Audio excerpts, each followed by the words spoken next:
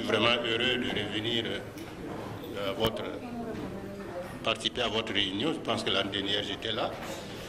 Je voulais proposer ceci. En fait, je suis venu pour répondre aux questions qui avaient été posées par les honorables députés lors de la séance plénière. Et en même temps, j'ai profité de faire un petit rapport sur les activités que nous menons. Je pense que c'est très bien de vous informer sur ça. Et j'ai remis une copie pour qu'on puisse vous distribuer et que la version française, les autres versions vont suivre dans la semaine. Donc je répète, je vais répondre aux 2 ou 3 questions et en même temps je vais commenter les activités importantes en matière d'éthique que mon département mène pour votre information. Pour ce qui concerne les questions, si j'ai bonne mémoire, les questions, j'étais là, les questions portaient sur 2 sujets. Je crois qu'il y a la radio de la communauté qui est basée à Moravia, la radio de la CEDEAO. Et la deuxième question, c'était sur le roaming. Donc je réponds à ces 2 questions. Peut-être s'il y a eu des questions et que je n'ai pas pu les noter, je suis prêt à les répondre, il n'y a aucun problème pour ça. Mais en tout cas, j'ai en mémoire ces 2 questions. Pour ce qui concerne la radio, je voulais vous informer que ça fait l'objet déjà d'une communication au Conseil des ministres l'année dernière, à la CAF, et que nous avons préparé encore une information pour communiquer à la prochaine réunion statutaire du Conseil des ministres qui se tiendra en juin prochain à Abuja. Mais auparavant, je peux vous dire que j'ai déjà bouclé le travail, les lettres d'invitation, la présentation, l'élaboration des documents sur une réunion d'experts concernant justement la radio qui se tiendra le 28 au 30 à Lomé au Togo. Donc c'est pour vous dire que votre question est d'actualité et qu'à partir du 31, je pense que si j'ai bonne mémoire, je pense que votre session continue jusqu'au 8. Si c'est le cas, à partir du 31, la dernière situation de la radio, je serai à mesure de vous le communiquer. Mais je vous communique la situation jusqu'à la date d'aujourd'hui. Qu'est-ce qui s'est passé jusqu'à la date d'aujourd'hui? Ce qui s'est passé, c'est que nous avons eu une réunion des experts, effectivement, les 4 et 5 septembre 2018 à Moravia, où tous les pays étaient représentés, je crois que tous sauf un, mais en tout cas on a eu l'ambassadeur de ce pays qui était à la réunion. Chaque pays était représenté par un technicien de radio et par un responsable de programme. Donc c'est pour vous dire que nous avons voulu aller à la base. Personnellement, je suis un responsable de la partie télécom et IT, mais comme vous savez, il y a vraiment une petite différence entre sinon normalement c'est la même famille avec ce qu'on appelle le broadcasting, la radiodiffusion. Nous travaillons ensemble. C'est pour ainsi dire que j'ai été chargé par le président d'appuyer fortement la direction de la communication de la CEDEAO qui est en charge de ce projet pour le mettre en œuvre. Donc en septembre, quand on s'est retrouvés, effectivement les experts ont fait des recommandations. Des recommandations pertinentes que nous avons retrouvées, nous avons mis en forme pour envoyer aux instances de la CEDEAO. Mais comme mon collègue d'éducation disait tout à l'heure, en fait, la démarche, elle est unique. Quand vous voulez mettre un projet, il y a ce que les utilisateurs ont besoin, mais il faut évaluer ce que ça fait. C'est pour cela que, après ces recommandations, nous avons fait un travail d'évaluation des coûts. Et je peux vous dire que l'évaluation des coûts de la partie recommandation, telle qu'elle est sortie de la réunion de Moravia, c'est énorme. Rien que la partie opérationnelle, j'entends par là le fonctionnement, carburant, le salaire, toute la partie fonctionnelle, c'est pas moins de 1,5 milliard de francs CFA par an. Je ne parle pas de l'investissement. Donc, l'information que je vous donne, c'est celle-là. Mais nous sommes des ingénieurs. On nous a demandé, écoutez, présentez-nous quelque chose qui est supportable. Donc, j'ai fait une organisation et j'ai organisé une réunion qui va se pencher là-dessus à partir de la semaine prochaine. Et vous aurez les derniers résultats qui vont être communiqués immédiatement au Conseil des ministres le 26 juin. Donc, en réponse, en conclusion, madame, par rapport à cette question, en réponse à la question de l'honorable député, c'est vrai, on a eu un retard, mais on est en train de opérationnaliser la radio. Ça veut dire qu'à la mise en œuvre, c'est 3 langues. Si ce n'est pas 3 langues, ça ne serait pas une radio de la CEDEAO. Donc, c'est 3 langues qui seront opérationnelles. Ensuite, elle va couvrir par satellite tout l'ensemble des pays. Parce que ça serait difficile. Bon, c'est vrai que même si c'est par Internet, on peut le faire tout de suite. Ce n'est pas ça qui est difficile. Mais quand vous voulez une radio régionale qui couvre en même temps Cap-Vert, vous ne pouvez pas faire autrement, à moins d'utiliser des fibres optiques. Et d'ailleurs, c'est un des projets que je vais vous parler après l'intervention sur les questions. Donc, madame, sur cette question, je peux vous confirmer que l'esprit de la radio régionale, c'est ce que nous sommes en train de vouloir faire, à savoir la partie langue, la partie couverture régionale, la partie des missions qui met en exergue les programmes de la CEDEAO, les réalisations, les problèmes majeurs qui sont en cours à la CEDEAO. Vous avez entendu parler de beaucoup de choses, par exemple la sécurité. On peut en parler dans cette radio. Donc, madame, cette question précisément, c'est la réponse que je peux donner. Maintenant, allons à la deuxième question. La deuxième question concerne le roaming. Madame, si vous vous rappelez bien, je vous en avais parlé l'année dernière. Mais, avant de répondre, je voulais encore rappeler ce que j'ai dit l'année dernière. Je n'ai pas de chance, j'ai un secteur dans lequel les acteurs majeurs sont des privés. Aujourd'hui, quand vous êtes dans la zone ECOWAS, ce n'est pas ce qu'il y a depuis il y a 20 ans.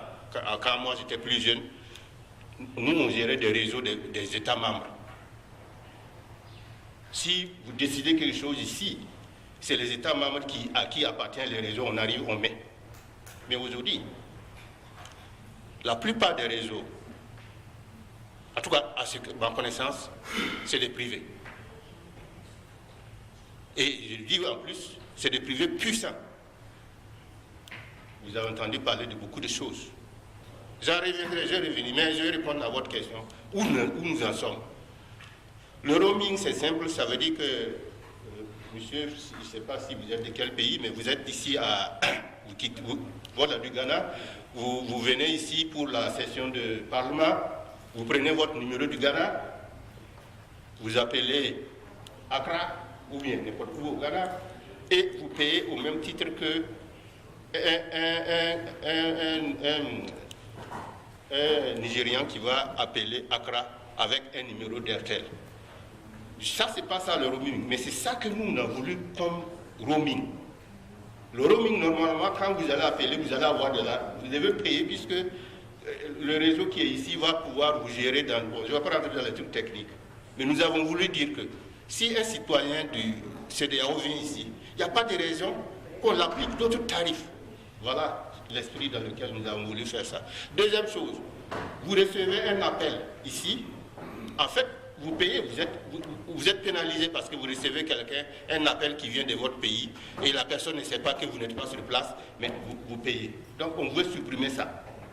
Voilà un peu l'esprit du roaming qui a été adopté par les ministres en décembre 2017. Et ça devait être opérationnel en juin 2018. Qui met en œuvre cette régulation, ce règlement dans nos pays? Ce n'est pas les ministres. Non. C'est les régulateurs.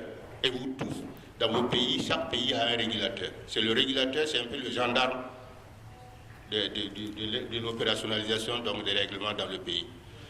Et nous avons interpellé ces régulateurs au mois de mars, ici. On les a tous réunis ici. On a réuni les représentants des ministères ici. Donc dans chaque pays, on a le politique et le régulateur. Parce que ce règlement, pour le mettre en place, s'il n'y a pas ces deux qui travaillent ensemble, ça ne va pas aller. Donc, c'est ce que nous avons mis en œuvre ici. Et on a pris des décisions. Et d'ailleurs, nous voulons demander les honorables députés de nous aider quand ils vont repartir pour s'enquérir auprès de leurs régulateurs la mise en œuvre de ce règlement. Alors qu'est-ce que nous avons décidé? Nous avons décidé que tous les pays, ce qui avait été conclu en 2018 pour les étapes pour la mise en œuvre consisterait à envoyer des tarifs, à communiquer tous les tarifs à la CEDEAO. La CEDEAO les publie dans son site web et tous les opérateurs dans les autres pays, avec le régulateur, se conforment à ça pour que les opérateurs puissent utiliser ces tarifs et puis les implanter dans leur table de tarifs pour appliquer le règlement de la CEDEAO. Ça, c'est des aspects techniques, mais je sais que nous avons voulu que le règlement soit en vigueur, commence, démarre dans les pays à partir du 28 mai, qui est la date, le jour CEDEAO. Donc, vous voyez, nous, on est vraiment optimistes. Mais à l'heure où je vous parle, nous avons reçu 12 pays. 12 pays ont envoyé leurs tarifs. Donc, nous avons déjà mis dans les ordinateurs et on a demandé aux pays de venir télécharger et puis pouvoir mettre en œuvre. Donc, on a donné une fourchette. Départ 28 mai, fin 30 juin. Voilà ce que nous avons demandé à faire par rapport à cette question. Madame, je voudrais vous dire que ce règlement-là, il est aussi difficile que d'autres règlements tels que les règlements sur le transport aérien et autres à mettre en œuvre. Pourquoi? Parce que les acteurs sont assez indépendants. Mais on s'est dit que vous opérez, enfin, ça c'est un commentaire à moi, vous opérez dans l'espace CEDEAO, vous gagnez de l'argent dans l'espace CEDEAO, vous rapatriez votre argent dans l'espace de l'espace CEDEAO. Il n'y a pas de raison que vous ne pouvez pas appliquer des règlements qui émanent des autorités supérieures de la CEDEAO. Donc voilà ce que nous avons essayé de vendre auprès de ces opérateurs et on va continuer à se battre pour que ça se réalise. Donc sur les deux questions, voilà ce que j'avais comme réponse. Si vous me permettez, je vais passer à d'autres ou bien j'attends vos commentaires sur ces deux avant que je passe à d'autres aspects assez importants et intéressants. Vraiment, j'ai envie de vous communiquer parce que c'est vraiment très important. Parce que j'ai entendu beaucoup de choses sur la cybersécurité ici. Je pense que c'est important que vous soyez informés de ce que nous faisons. Merci beaucoup. Ça dépend du sujet. Le forum, c'est sur quoi? Parce qu'aujourd'hui, les mobiles, il faut que ça soit un sujet ou des sujets spécifiques sur lesquels on peut faire.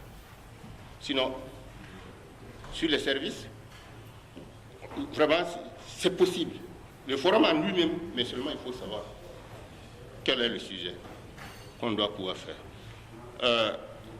Pour vous dire une chose qui pourrait intéresser les mobiles, sur lesquels nous avons déjà fait, c'est l'attribution des fréquences tous les 4 ans par la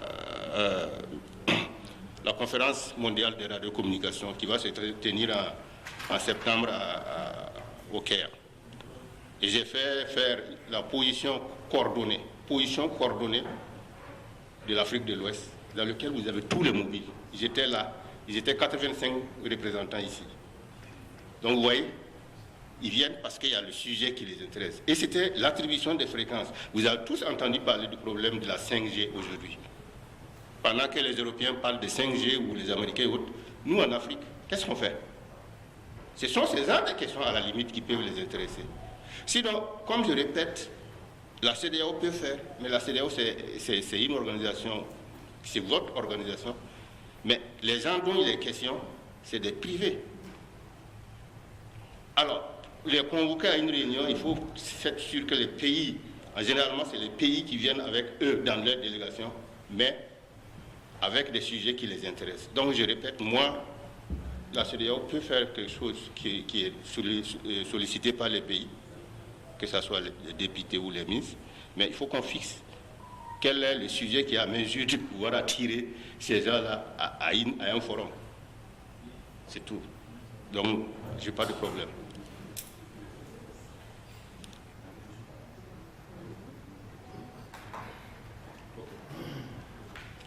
Muito obrigada.